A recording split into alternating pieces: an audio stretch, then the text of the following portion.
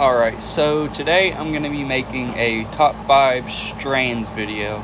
I'm thinking about making a top 10 indicas, top 10 hybrids, top 10 sativas. This list compiles mostly of sativas. I wasn't even really trying to do that. I was just thinking what has given me the most unique experiences, and I only have like one indica with this list. So this is the list. Okay, so the first sativa we're going to be talking about is Chemdawg.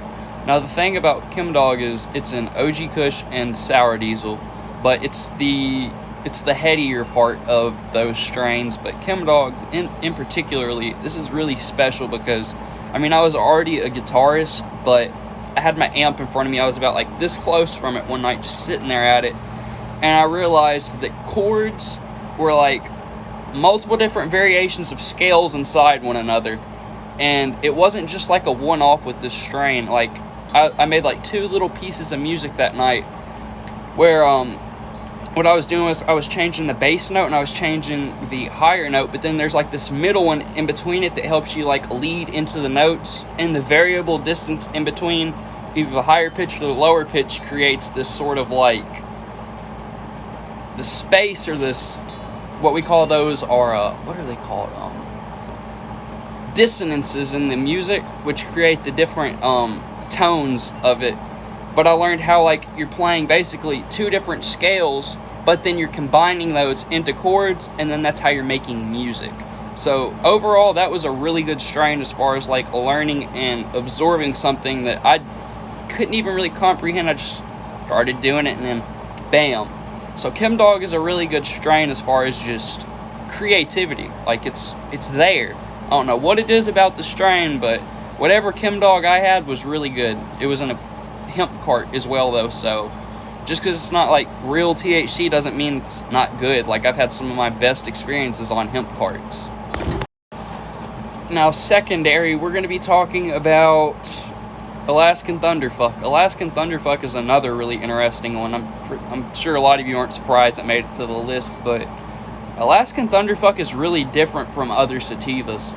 Like the one that I had, this 3-gram hazy cart, I didn't even get to smoke all of it. Like I didn't even get to get the highest high off of it. Like I was slowly baking into it over the 3 days. But I got so high, I felt like my body was moving extremely fast. I had all this euphoria and energy, but like my body wasn't moving as fast as my mind. So I was like telling my body to move, and it just wasn't happening fast enough. So that was a really interesting grow right there.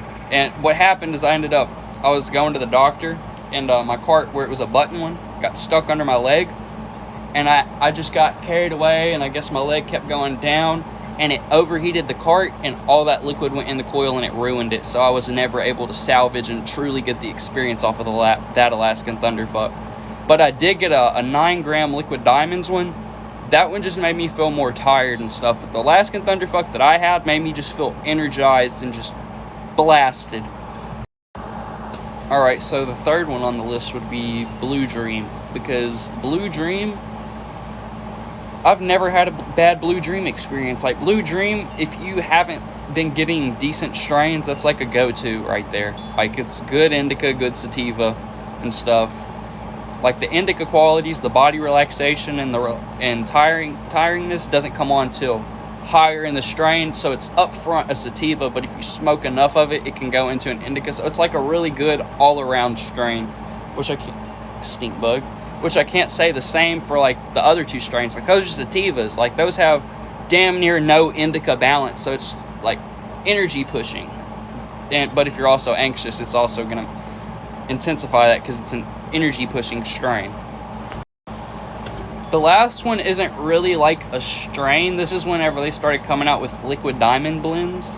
The Grapefruit Zuava Goo by Hidden Hills, whenever they made their first 2-gram VVS diamond disposables. This is when they took isolate crystals, like when they first started doing this stuff, like the isolate THC crystals, and then wrapping it in the sauce, or rather pressing the wax. This is when we first started like actually making good hemp products that could be sold and taste and feel like real weed. Like I was smoking like 10-15 hits off of carts a day, and that was getting me like blazed in the morning. I woke up my dad's friend came over. He had this Hidden Hills cart. I hit it like twice, 3 times, and I was good for like 2 hours. Like, not like zooted for 2 hours, but I was in a good mood for 2 hours, and I usually don't get that high off of a couple of hits. That cart was the equivalent to dabs, essentially. The last strain on this list is Bubba Kush, and it made it here because of the taste. Bubba Kush and bubblegum have had similar tastes. I've had Bubba Kush from one of my friends. This was like just from somebody I got it from, but then we had like a pre-roll of bubblegum, and they tasted almost identical. This was like 6-8 months apart, but this was also like 3-4 years ago, like when I first started smoking. So, but that just goes to tell you, it's been forever since I've ever even came close to tasting anything that similar. It's just, if you ever get a chance to try it, if you're just smoking weed all the time, like if you smoke once every 3 days, try it. Your flavors aren't sort of tamed to be the same thing, so it'll actually taste really different, because it's all just myrcene, creophyllene, and limonene at different levels, mainly creating these different little flavors that we're indulging in.